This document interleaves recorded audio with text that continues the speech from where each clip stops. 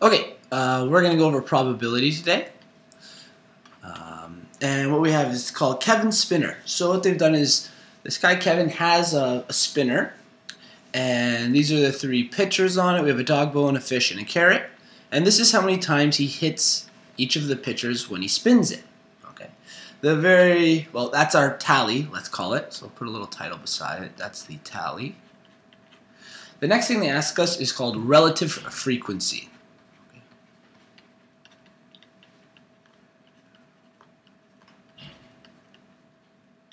Relative frequency. And what they're looking for is essentially almost like a percentage. Okay, what would be the percentage it shows up to each of these? So the first thing we need to do is figure out how many times it's spun. So how many times is the dog bone spun in this question? 7 times. Is it 7? Oh. One more than that. Oh no, 8. Yeah. Sorry. Look at that, 8 times. Okay, so it hits the dog bone 8 times. How many times did it hit the fish? 12. 12, yeah. And the carrot? 6. 6. Okay, so we got our numbers for the tally. But in order to figure out relative frequency, we actually have to figure out how many times he spun in total. So in order to figure that out, what do I need to do with these numbers? We add them together. That's right. We need to add them together to figure the total number of spins. Okay, so total number of spins. So what are these numbers added up together? 26. That's right, 26. Okay, so in other words, when we go to do relative frequency here, when you do relative frequency, I'm going to make fractions and then figure out what their decimals are equal to. So because he got 8 spins of the dog bone, so we'll do the dog bone in, I guess we'll do it in red, dog bone in red. 8 spins out of what is the total? 26. 26. Okay. We're going to try to figure out, using that, what the relative frequency is. So what we do is we bring up our calculator. 8 divided by 26 gives us 0.7307. So around to the 100th place. So 0.31 we'll say, okay? 0.31 for the dog bone. Alright, same idea now. Let's do the fish. We'll do the fish as green. 12 out of 26. Yeah, still 26 is our total number of spins. And that's going to be equal to, let's figure that out. 12 divided by 26, 0.46, and it rounds to 0.46 with this one. So 0.46. And finally, the carrot, it is 6 out of 26. Exactly. We always divide by the total number. Okay? Is equal to 6 divided by 26. 23. Perfect. So it worked out nicely for us. 0.23. Now, before I go on, there is one thing I do want to double check. Our relative frequency, you see it's in decimal form. When I add those numbers up to each other, do you know what it should equal? Should equal to 100. Yeah, or 1. Yeah. Because we can make these percentages, what would these numbers be as percentages? First one. 31%. 31%, good. 46%. 46%, and 23%. good, 23%. Good. Let's just make sure they add up, because when you do round with percentage, sometimes you might be short a percent or too high a percent. They do need to add up to 100%. So let's get this calculator up here. We'll do 31 plus 46 plus 23. Good. They add up to 100%. So we know that's legitimate. We're good. These percentages will work for what we're doing. The next thing asks us size of the angle. So we know we're working with a spinner. Okay, so there's a couple things we got to bring into consideration. Okay, so we have these percentages now. Now we're working with a spinner, and what they mean by that is there's some circle. Okay, and the way the circle is set up is it's cut into some kinds of portions. You know, and there's a dog bone. Oops, that's a bad dog bone. There's a fish. And then there's the carrot in all of these portions. But we got to figure out how big of a portion each of them get. Okay. Now, in terms of a circle, do you know what the degrees are in a circle? 360. Yeah, you're right. So the entire circle itself consists of, if we start here and then we go all the way around and come back, 360 degrees. Okay. So what we need to figure out of 360 degrees, because they're looking for angle size now, right? Angle size. Because these are percentages, what percent of 360 degrees does the first one, the dog bone, get? What percent of 360 degrees does the fish get? And what percent of 360 degrees does the carrot get? So in order to do that, we multiply these percentages by 360. Now we don't multiply just the percent, right? Because if we multiply the percent, we're going to get a number that's bigger than 360. Just to show you what I mean, if I were to go, okay, 31% times 360, the angle size should be 11,000. Well, that doesn't make sense because that's bigger than what we have to use. What number would I multiply by instead? 0.31. Yes, by the decimal. Right? So 0.31 times 360, 111.6. Okay, so I'll write that down. Angle size for the bone is 100 and, well, 0.6, what should we do with that? Make it round. Round it up to what? To 12. Yeah, let's round it up to 12, okay? Degrees. For the next one, what do we multiply? 0.46 times 360. Good. It's 165. 0.6. So we get our what? So be 166 degrees. 166 degrees. 166 degrees. And the last one. 0.23 times 360. So 83. 83. Okay. 83 degrees. Now, what do all of these degrees need to add up to? 360. Yeah, that's right. They should all add up to 360. Let's check them. Because something odd happened there. Let's see. 112 plus 166 plus 83. Oh, I'm a little over here. And do you know why that happened? I think it's been rounded. And which way did we round every time? We rounded to 10. Well, we rounded up. Up. We round it up every time. So it ended up giving us an extra degree, which we can't have because the circle is not 361 degrees. So what we're going to do is we're going to take it off of one of them. It doesn't really matter because the 83 was definitely the closest to 83. The other two were both 0.6. We're going to take it off the largest one just because he's being greedy. Okay? So we're going to call that 165. And let's just double check one more time. 112 plus 165 plus 83. There we go. 360 degrees. So we got that now. Now what we need to do is measure our angles. Okay. So what I'm going to start off with is I'm actually going to start off with a vertical line, and I think that's roughly center of the circle. I'm starting with a vertical line, and I need to measure in degrees 112 degrees. Well, I know if I go like this, how many degrees is that? 90. So it definitely has to be somewhere bigger than that. It needs to be something like this. But I'm going to need a protractor in order to figure this out. So I'm going to get a protractor out. Okay, so luckily I actually have a very large protractor. It's circular. Okay, and I just want you guys to take a look at stuff here. On the top, I have 10, 20, 30, 40. So where do we have to go to? 112. So we need to come all the way around. Past how we said would be 90, and 112 is going to be roughly here. So we're actually going to measure it with this thing here. It's got a little measuring. And do you see the angle changing on the left? 70, 80, 90, 112. That's where it's telling us our line is. So what I'm going to do, let's see if it can be done. I'll take a line and draw it right over that. I'm lucky that I have a protractor like this. Okay. Now, we've set that up. So, we got our first one taken care of. And what was the very first one? 112 degrees. Yeah, and what was it a picture of? Do you remember? A bone. The bone, right? I'm going to write bones just so we know the bone goes in this section here.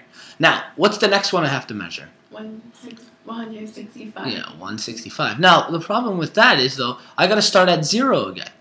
But I've already taken up this entire portion of the circle. So my 0 needs to move down to here, my new starting point. So I actually got to spin this protractor again. Okay, so I'm going to spin it.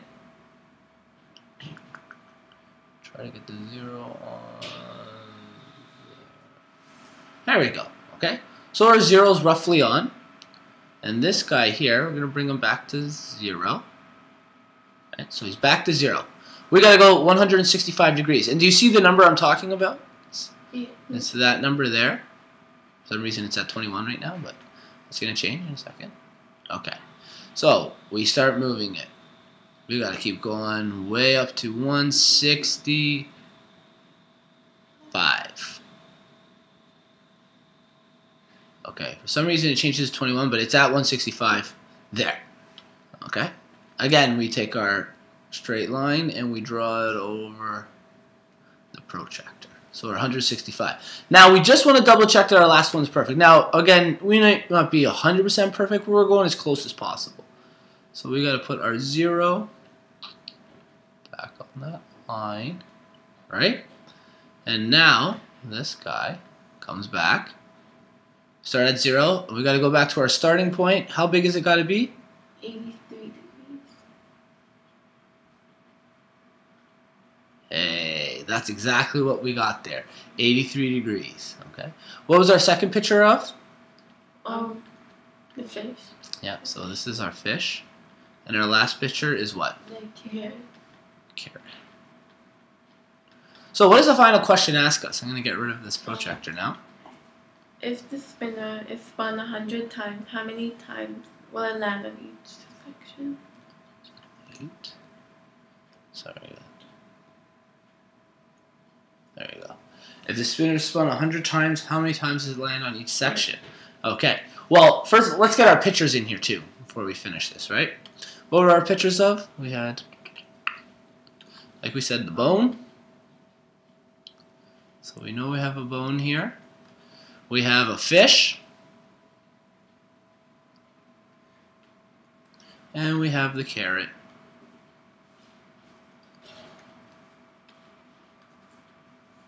Okay, so that's what Kevin's spinner probably looks like. Obviously my lines are a little long. Let's see if I can shrink them a bit.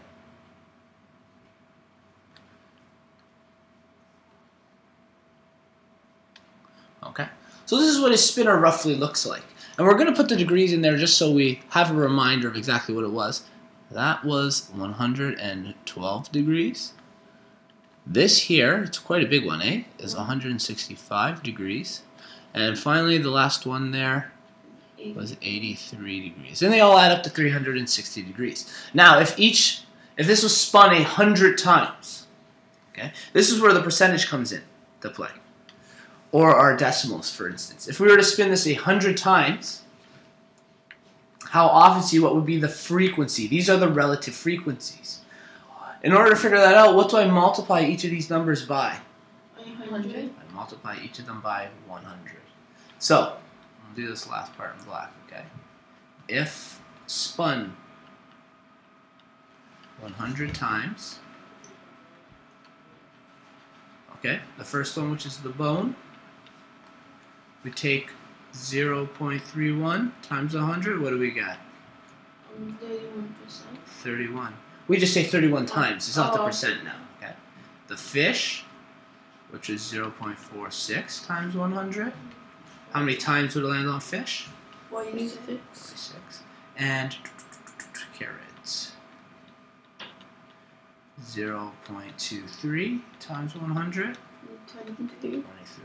So you notice if you spin it 100 times, it's relative to our what? Our percentage, right? It's relative to our percentage. So we've done a lot of information just with that one little question there.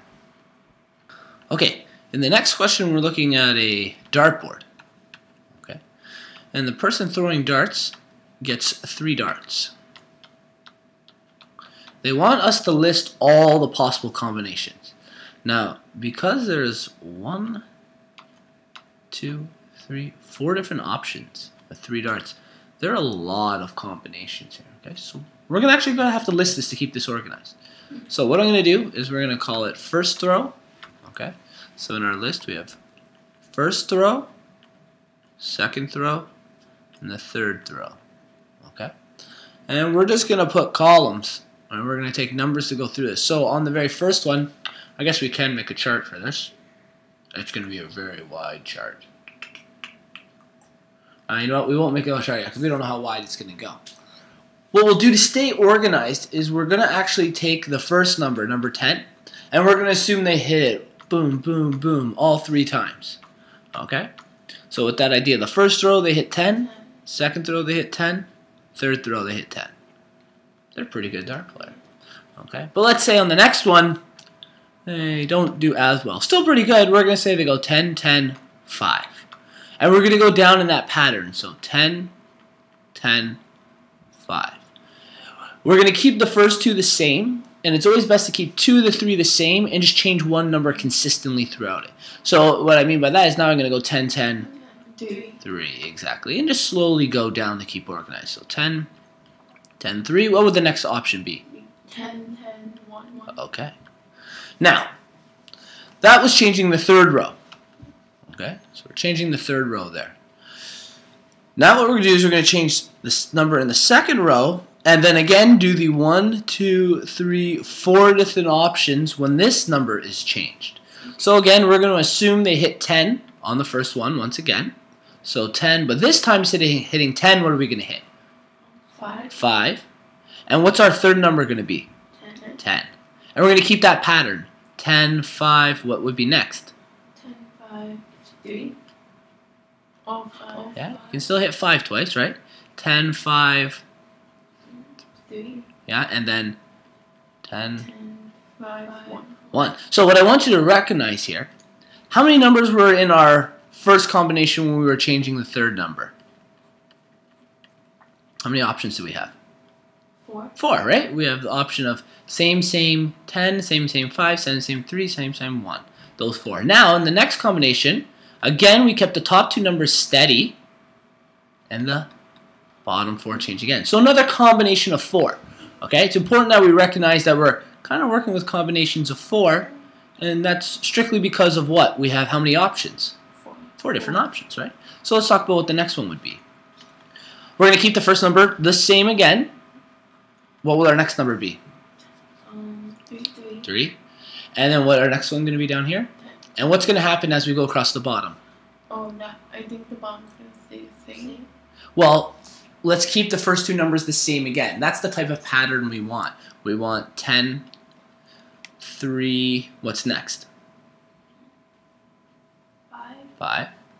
10, 3, 3. and then 10. 10, 3, 1. How many options do we have there? 4. 4 again. Okay. And we're going to change that second number one more time. Try to squeeze them all in. 10. 10, 1, 1, 1. 10. Good. 10, 1, 3. No, 5. And then 10. 10, 1, 1, 3, 10, 1, 1. Again, 4 combinations. So, what I want you to recognize now is what we've actually done, if we've used every combination when the first number can be 10. Okay, we did straight 10s, and then all the middle terms 10, all the middle terms 5, 3, and 1. And we've gone through the 4 changing at the bottom each time. This is how we're going to keep it organized as we go through. Now, what I want you guys to do is, how many options did we have here?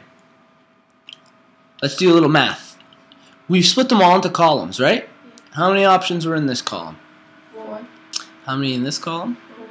Next one? 4. And next one. 4. So how many options do we have where we'd hit 10 as the first number? 12. That's right, we had 12 options there. So when I change this, again, we're going to have lots of rows, okay? So first, But actually, no, it's 16. It's 16. you're right, it is 16. Yeah. Third, it's definitely 16. Yes. 4 by 4 is not 12. Okay, 16 options. Now what I'm going to do is once again, I'm going to change the first number. Instead of being 10, let's say they hit 5. 5. What will it be then? 10? 5. Sorry, 5? 10.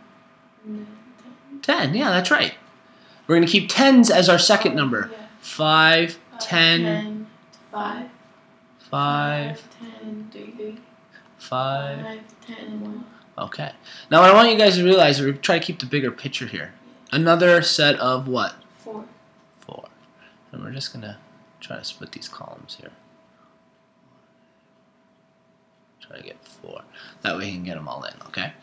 I'm going to draw this one out really quickly. The first numbers are all going to be what? 5. Yeah, I can do that pattern right across the top because we know we're using 5s.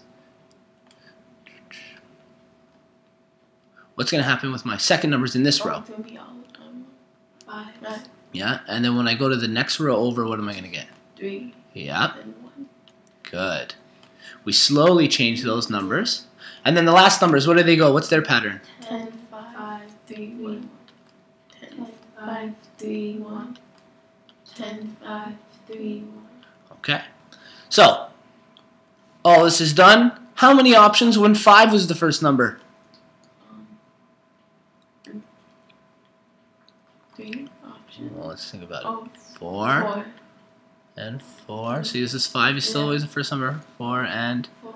So how many options? 32. Altogether so far, but Yeah. 16 when it's 16. 5, Yeah. okay? So instead of writing this pattern out again, we kind of know what's going to happen. How many more changes to the first number do we need to make? 2 more. 2 more, right? We still got to do the number 3 and then go through this whole pattern, and the number 1 and go through that whole pattern. Well, instead of going through the whole pattern, can you tell me how many we're going to get each time we do that? Let's say with the number 3 as the first term, okay? How many are we going to get in total? Options. How many options do we have for 10? It would be 16. Yeah. How many options for 5? 16. How many for 3? 16. Okay. And what about when our first number is 1? Oh. How many options are we going to get? It So, would be 64. we're going to do 16 times 4. Yeah. Yeah. Okay, that's right. So, 16 times 4, what does it give us? 64. So there are 64 different ways this person can hit the start board. Okay? We didn't fill out the rest. We Yeah. know the pattern now. The next question asks us what? What is the likelihood that her score will be less than 30? Less than 30. Okay, let's think about this. Now, we didn't add any of them up. Okay? But I want you guys to pay attention. What is 30 on the start board? It would be considered what? 10, 10, and 10. 10, 10, 10. How many times, or how many different ways can we hit 10, 10, 10? 1. Just once. How many are there in total? Remember how many options we said in total? There are 64 options in total. We have a total of 64 options, and only one of them, out of all of these options, only one gives us 30. So what is the probability that it'll be less than 30? 63. Out of? 64. Yes, that's very good. 63 of these options out of 64 give us less than. Less Okay. than 30. So what we're going to say is less than 30. Okay, less than 30. 30 is greater than, or 63 is less than. That's the idea. Okay. Oh, you know what? I should write that the other way because technically it's 30 less than. Less than 30. Okay. So as a percentage, let's figure that out. 63 divided by 64 gives us what? 0.98. Yeah. 0.98, which is what percent? 98%. 98% chance you end up with less than 30 throwing darts at this dart board. Does that make sense? Yeah. Okay, so quite a few options. But once we understood the pattern, we knew we didn't really have to apply it a third and a fourth time. We knew we were going to get a total of 16 options and 16 options. Okay? Okay. Next question. We've done a little bit of the work, but we're going to go from here because it is a bit tough. Oh, we forgot to add up. How many games does that mean for them? 34? 34. 34 games, right? Our relative frequencies, they add up to 1 each time. Okay, so sorry. What this was talking about is this Team Maple, maybe a baseball team or something.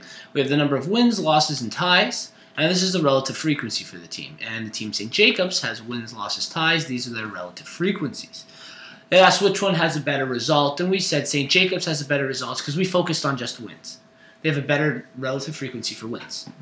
As they play games, apparently St. Jacobs will win more. The next question asks, if we were to add a certain amount of more games, how many would they need to win in order to for Maple to have a better result than St. Jacobs. So what we're going to do is I'm going to change the question a little different from yours so that you can do the question in your own. We're going to say if they have to play 10 more games, okay?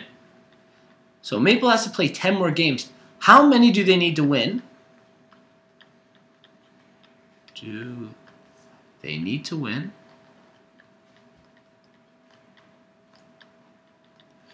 to be better than St. Jacobs? To do better, I would say. Okay, so I kind of shortened it a little. So, what that means is, first of all, what's their total number of games right now? 43. Yeah. If they play 10 more games, how many games will they have? 52. Yeah. So if they play 10 more games, we add 43 plus our 10. They're talking about playing 53 games now. Now, what we need to happen is the relative frequency needs to be better than what? To have a better result than. Well, what's the relative frequency need to be better than? What's the number that St. Jacobs has for wins? 0.44. 0.44. Okay. Now, when you play games, obviously if they win all of them, they're probably going to do better. So what we'll do is we'll add 10 wins to their wins. Say they win all 10 games. Okay. So here's our first option. We'll call it first option. They have 28 wins out of 53 games. Okay, so we bring up our calculator. What's that relative frequency? We're not going to focus on loses and ties. Those are going to change also. But the question just strictly asks us about a better result. So 28 wins out of 53 games. 52. Is that better than St. Jacobs? Yeah. Yeah, that's a lot better. Okay, so we're going to say 0.52. But they want to know pretty much a minimum. Okay, so we're going to jump down a little. Let's say it's 9 of the games they get added to wins. So instead they win 27 games out of 53. What's their relative frequency? Well, we're going to divide 27 divided by 53. Is it still better than St. Jacobs? Yeah. 0.5, right? What number do you think it's going to be? Will it be around 0.50? Well, it's got to be higher than 0.44. So how many number of wins do you think we're going to have to be? Out of 53. Just a guess, and we're going to test it out. Can it be like any? Well, it needs to be between what two numbers? Because we know this will be too low. And we know that these are kind of too high. We want to know just to get a little better than them. So something between 18 and, for right now, 27. Maybe around 20, 22. Yeah, let's try it. There's nothing wrong with taking a guess. 22 out of 53. Okay, let's figure that out. 22 divided by 53 equals. Is that better than St. Jacobs? No. No, it's not. So 22 didn't work. What was that? 0.41? Yeah. So now what do we have to be higher than? It has to be higher than 22. So let's try another number. Like 25? Let's try 25 out of 53. 25 wins out of 23. 25 divided by 53. 47. Is that better? Yeah. Yeah, it is. But let's see if we can get even closer.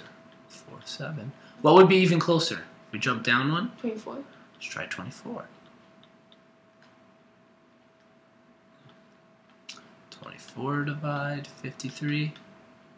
Is that better? Yeah. Yeah. 0.45. Let's try what's left. 23. Divide 53. Is that better? No. No. Okay. So we've found our spot. What would make them better? How many wins? 24. Okay. 24 total wins. But the question asks how many games out of the 10 they have to win. So what they want to know is to go from the number 18 to 24. How many times did I have to win? 6. 6. So out of the 10 games, how many games did I have to win? We have to win 6 more games. Yeah. So needed to win 6 out of 10 games to have a better relative frequency. Does that make sense? Yeah. Okay. So you try with your question now.